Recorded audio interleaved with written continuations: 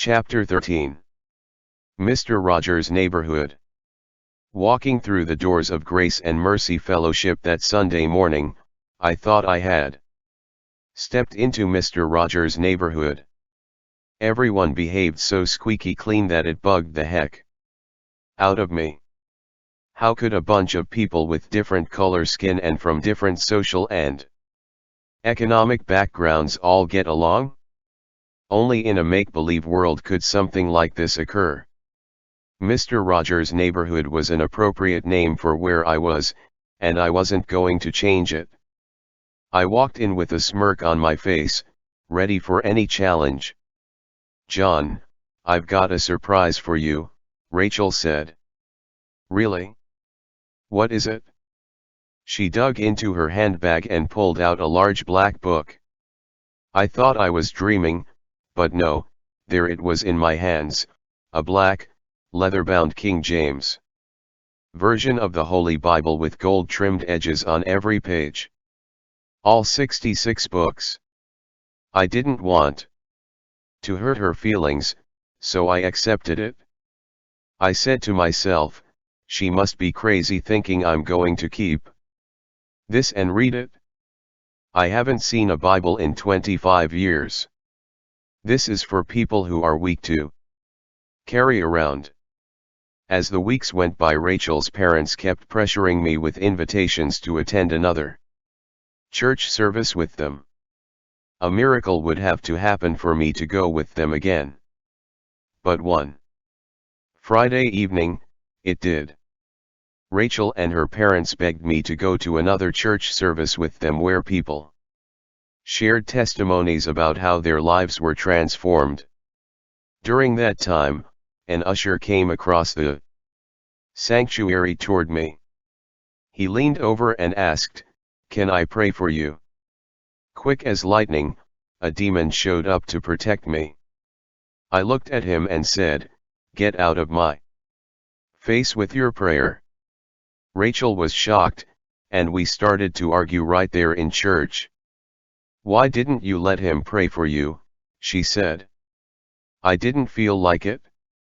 "Let him go pray for someone else. I don't need any prayer." She rolled her eyes at me, and for the rest of the evening we didn't speak to each other.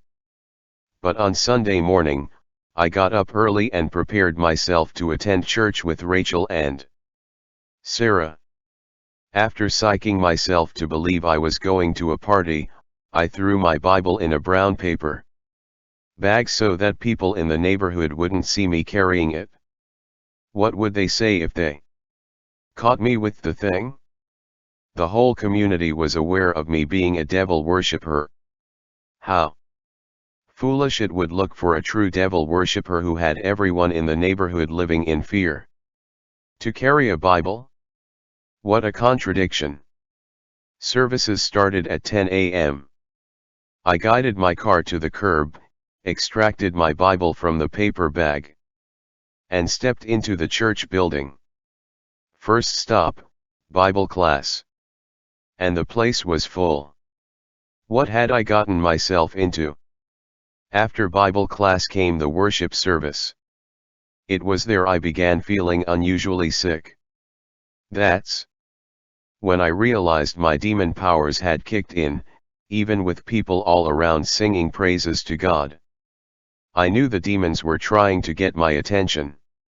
A person next to me turned to me and whispered, "Hey, are you okay? You don't look well. You look kind of pale." "No, I'm okay. I'm fine." I tried to shake the feeling off, turning my attention back to the preacher on the platform. Some Sundays when services ran long, I didn't understand what was going on or what was being said. There were some simple truths about Bible doctrine I couldn't grasp. But for the most part, being in church felt therapeutic. I was experiencing something I had never found in Espiritismo, a genuine love demonstrated to me from members of the congregation. The man in the mirror. The more I attended church, the more I began to like Bible class. It was something new to me. Different from the routine of devil worshipping and killing animals. But as much as I liked church, I loved the dark side more. And the main reason was because it gave me something I didn't have as a boy, the image of a real father.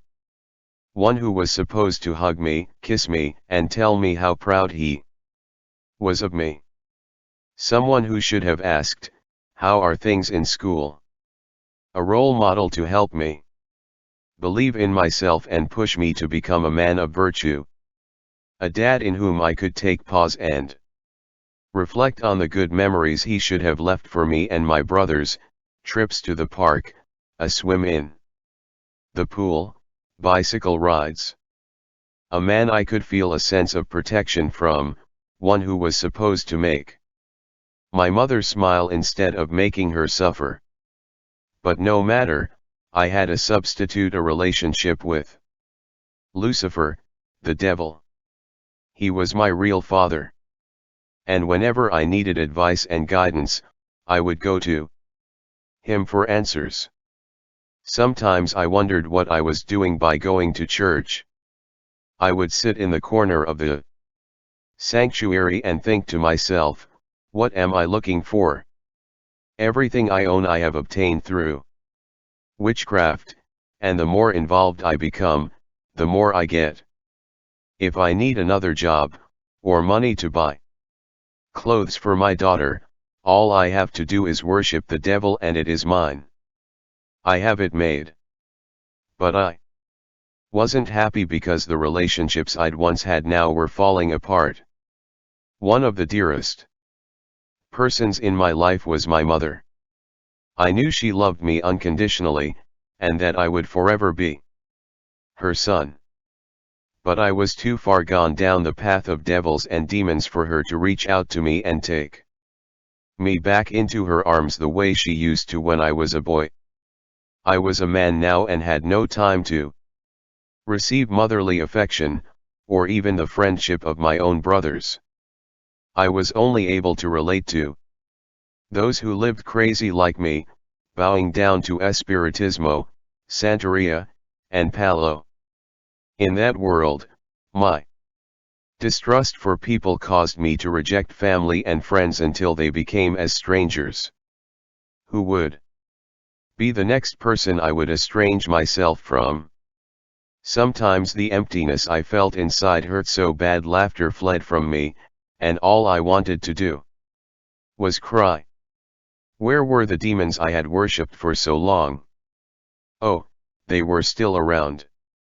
But this time, instead of infusing me with the power to overcome my problems were overcoming me. I was no longer a husband, and I was an absent dad.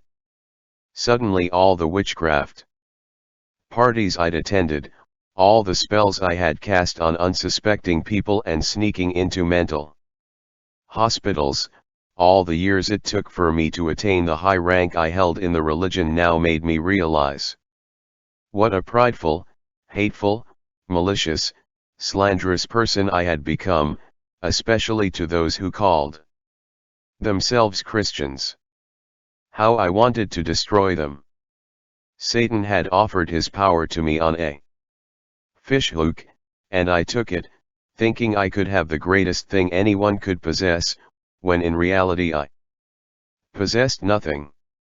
Satan possessed me. And he had no intentions of letting go.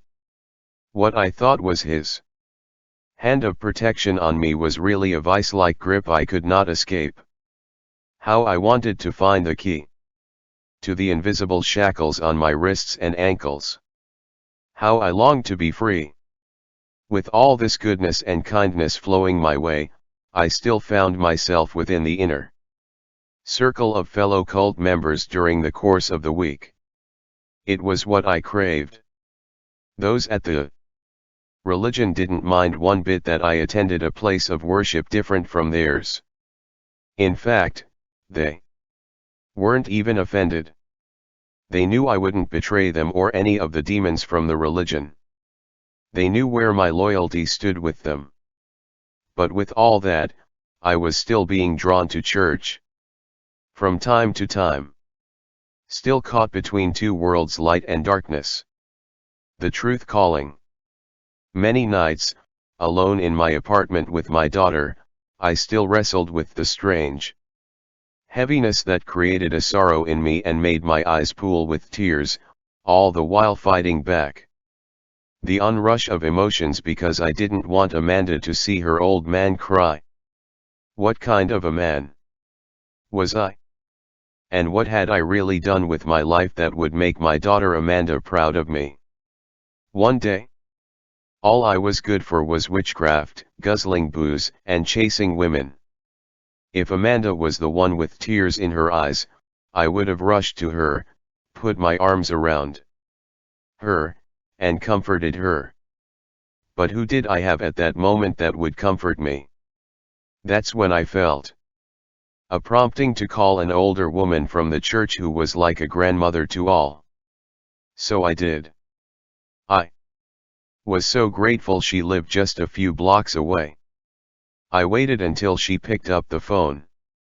I was so desperate to talk to someone, anyone. But it had to be her because she was a godly, Christian woman. Finally, her voice broke through like a ray of sunlight. She was so glad to hear it was me. Please lead me to the Lord, I begged. I want to pray to take the pain away. I would love to, John, she answered. She invited me over to her place, and I was out of the house as soon as I hung up the phone. Taking Amanda with me. I was heading in the wrong direction down the street and didn't want to admit it, lost just like my soul and about to split hell wide open.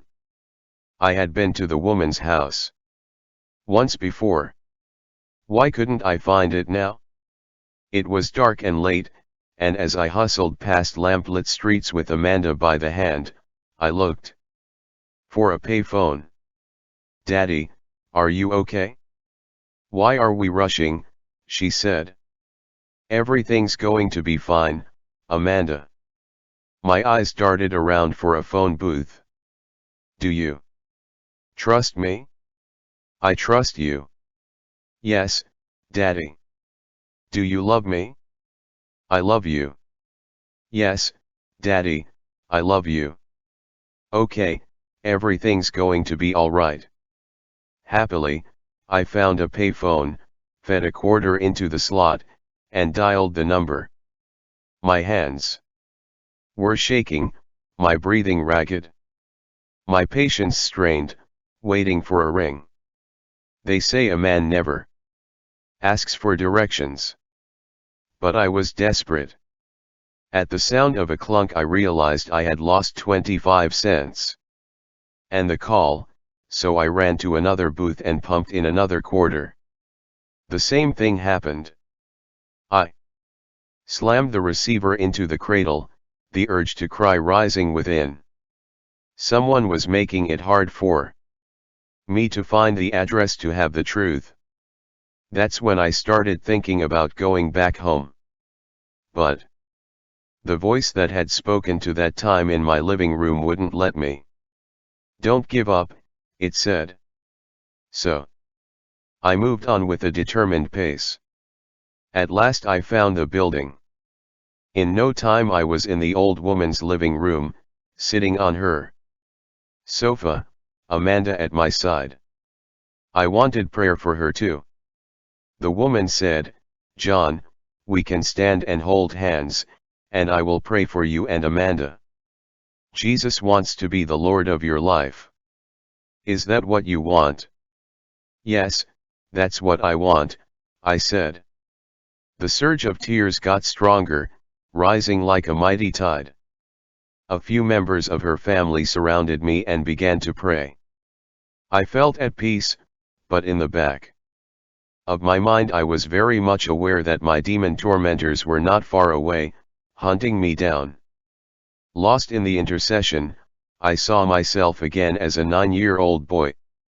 I had gotten off the bus at Fordham Road and was on my way home when I ran into an evangelical street meeting. There people were witnessing and giving out tracts. Some kind soul asked if I wanted prayer and I said yes. What joy I had in my heart. But because I didn't have anyone to direct my life or take me to church, something else did the directing for me. A better word was misdirected. As the people prayed for me, I said the prayers from my lips but not from my heart. I couldn't come to the full submission, accepting Jesus as my Savior, knowing the contract of 25 years of my life that was signed over to the devil and his demons. I went back home that night with my daughter, trying to make sense of everything that had taken place, with many unanswered questions. The next time I saw the old woman in church, she counseled me about totally renouncing witchcraft and getting rid of all the paraphernalia in my apartment. If she only knew that in my heart I didn't fully surrender to God because I was scared of being labeled a traitorous enemy by the religious members of Espiritismo, Santeria, and Palo, and would no doubt have a death contract put out on me as soon as they discovered what was in my heart. Now, in order to honor the commitment I made long ago with the dark side, I guarded the biggest secret I had ever kept, that I was falling in love with Jesus. But I could not fool those who knew my personal history since I was 10 years old. It didn't matter that I carried a Bible or went to church. To them, I was still the devil man. And how right they were. Even though I was prayed for by Christians, I kept attending the witchcraft world.